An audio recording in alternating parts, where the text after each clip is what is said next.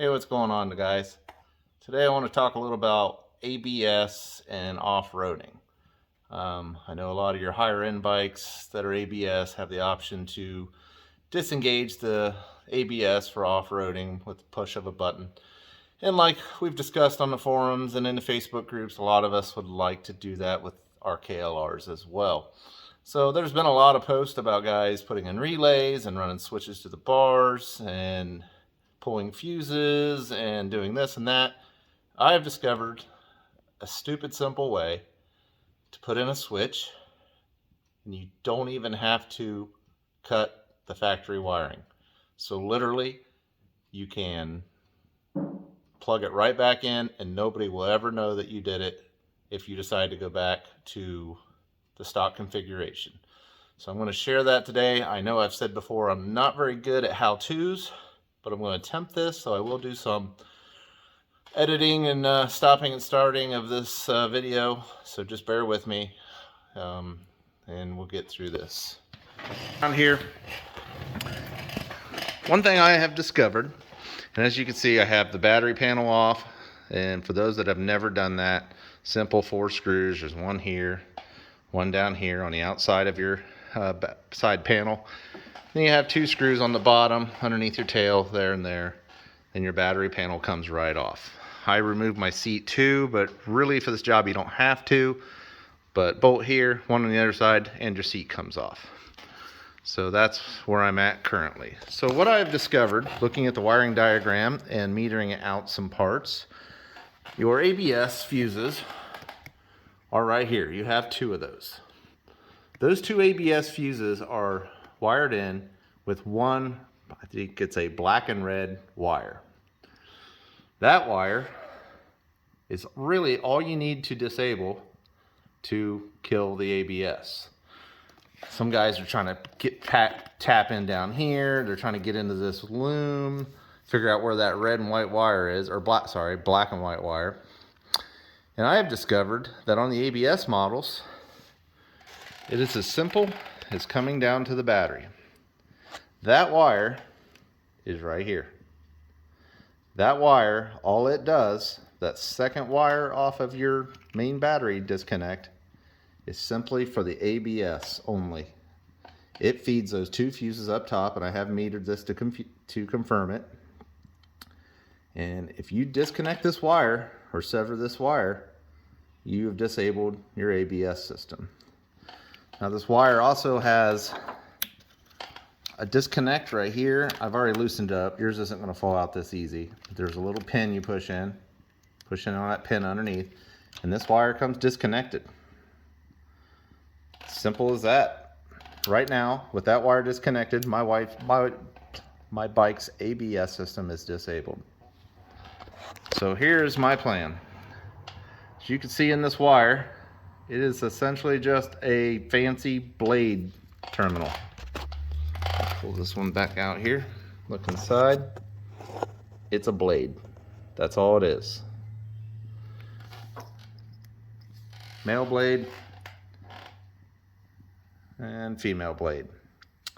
So my plan is, and I'm going to pause the video and show what I've created, is to have this disconnected. I'm not even going to use this wire here because I don't want to cut this. I don't want to tap into that.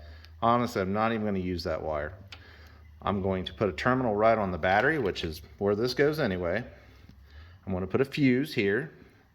I'm going to put a line to a switch.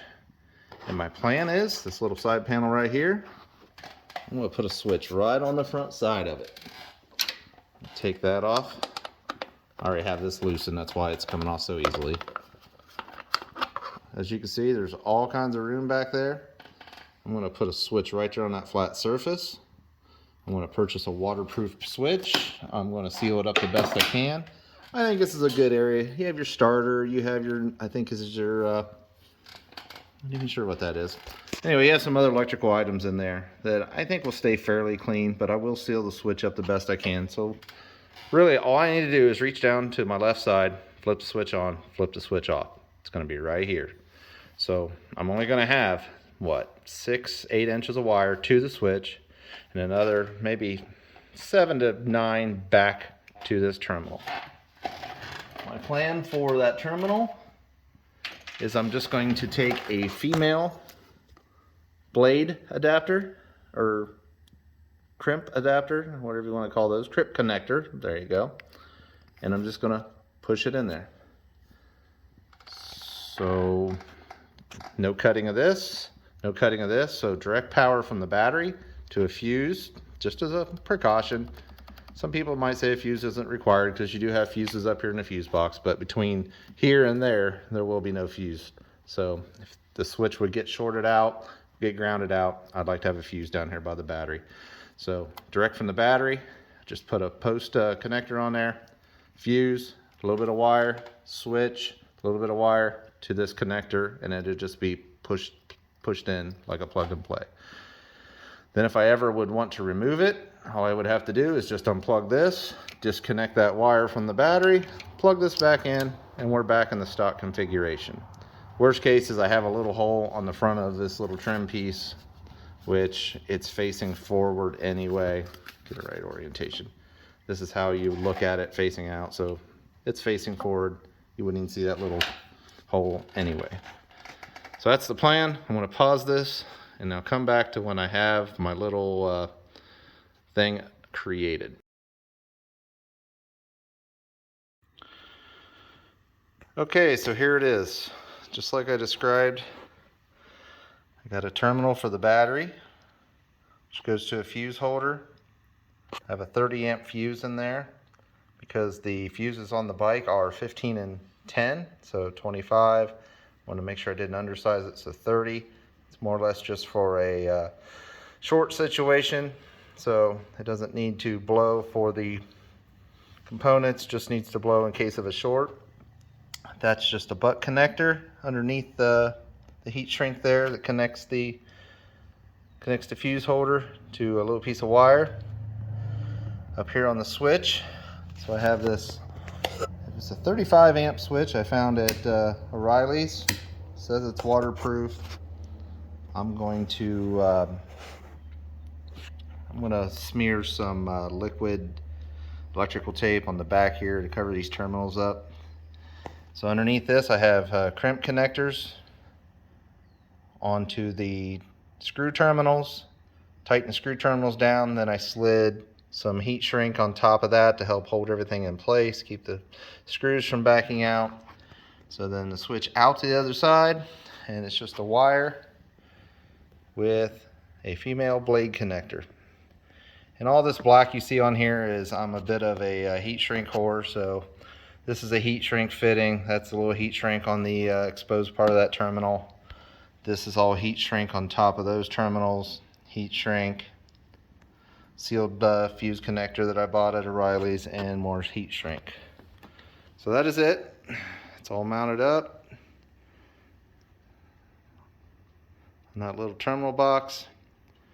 And I'm going to pause you again, and we'll come back when I have it on the bike and do a little further explanation. Alright, so here it is. Switch is mounted.